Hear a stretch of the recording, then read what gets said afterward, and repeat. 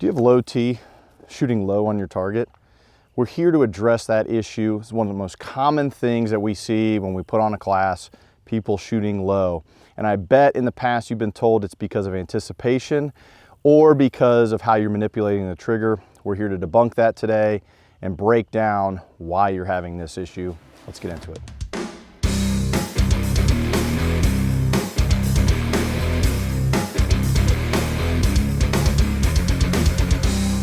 If you're new to the channel, my name is Josh, owner and lead instructor with Force Frontier. We provide life-saving training as well as life-saving gear, so make sure you go to forcefrontier.com and check us out.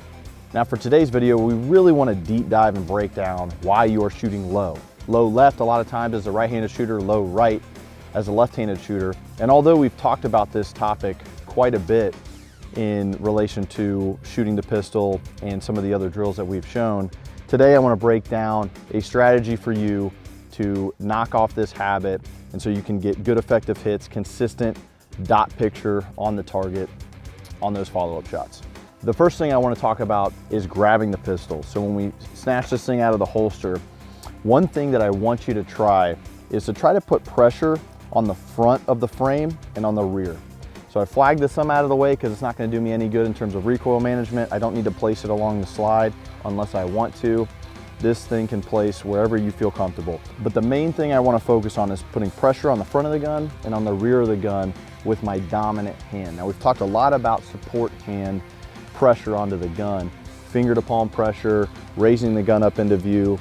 But if we're focusing on the dominant hand in today's video, we really want to focus on avoiding wrapping these fingers along the frame. The reason we're doing that is because as I wrap my fingers around the frame, I tend to create, for me personally, more tension on the gun with my right hand, my dominant hand, than I would like to. Simply unwrap these fingers, putting pressure on the front of the gun, pressure in between these two knuckles here, and pressure into the rear of the gun. And that way I avoid putting pressure in, wrapping those fingers, and then getting negative influence into the gun. Let's show you what that looks like with fingers wrapped versus fingers unwrapped. So bad example first, I put too much tension in the right hand. I'll show you what this looks like. Even with a good support hand grip, I pull the trigger for a double, and we see we get one in the A, one low outside of the A. All right, again, bad example. Do it one more time. Wrapping my fingers, a lot of tension in my dominant hand, and I get one high and one low. This is something that will come up frequently for me. Just on occasion, I'll be shooting great, and then all of a sudden I'll dip one low, and it's because I need to focus on that right hand pressure. So all I'm gonna do now is I'm gonna loosen that grip, just take the tension off of the pads of my fingers and place the nails into my palm, and then wrap my fingers so I do have a little bit of a gap, but again, the point is with my support hand, I'm putting that chicken wing of the palm into the frame. So now when we shoot a double and I unwrap those fingers, I loosen the tension with my dominant hand and I fire a double this time, we get much better results.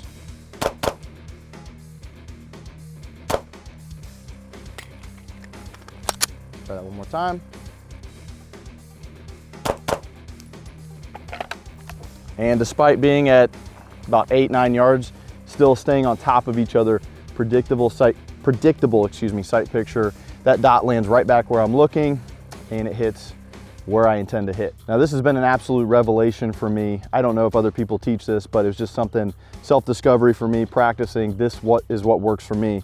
I place those nails into my palm, loosen that tension with the pads, and then I rarely get bad influence with the dominant hand. So now that I'm not getting that bad influence with the dominant hand, my rounds are starting to stack and I get consistency with that. But again, it's me forcing myself to remember, force those fingers, these three fingers, middle, ring, and pinky of my dominant hand into my palm and press out, and I don't get that negative tension anymore. This has been an absolute game changer for me. I want you to try this at home and let me know what you think. Dry fire, of course, not with live rounds. Now, one of the other common things that you will hear as far as why you're shooting low outside of anticipation is going to be how you're pulling the trigger. Slap, roll, or prep and press are kind of the three ways I look at pulling the trigger. A slap being just as violently as I can pull the trigger, just slapping my trigger finger on that trigger as fast as I can. This is generally gonna be like super close distances. I just have no regard for how I'm pulling the trigger. I'm just at a distance where no matter where, or no matter how I pull the trigger, I'm gonna hit the target. The most common way that I like to pull the trigger is gonna be a roll. So meaning, if I empty this gun here,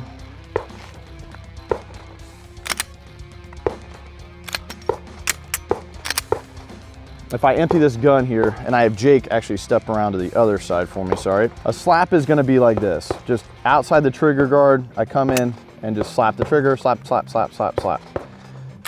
A roll is gonna be continuous pressure throughout the trigger all the way through to the rear. Just rolling my finger. This is again my most common way of pulling the trigger, depending on the distance, but for the most part, I'm just rolling it, and then again, not putting that negative tension in, like that. A prep and press would be prepping the trigger to that wall and then pressing through. And this is gonna be what most people will tell you, most CCW instructors, first shot instructors, they're gonna tell you to prep and then press through and take your time.